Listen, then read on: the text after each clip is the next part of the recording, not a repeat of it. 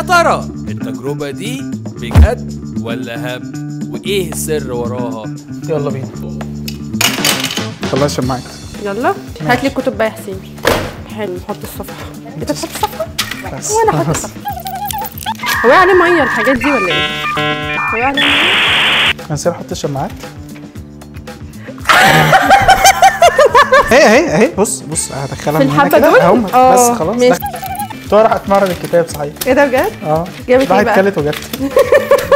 ده كله عارفه ده هيعملوا ايه؟ يضربوا في 100 اكس ويجري. هات الجردل الله اكبر. اسم الله. السر هنا ان الكشكولين لما حطيناهم صفحه ورا صفحه زودنا مساحه السطح بين الكشكولين، بالتالي هيزيد معاها قوه الاحتكاك. بس كده الحمد لله. شيلها وهي تعمل كده.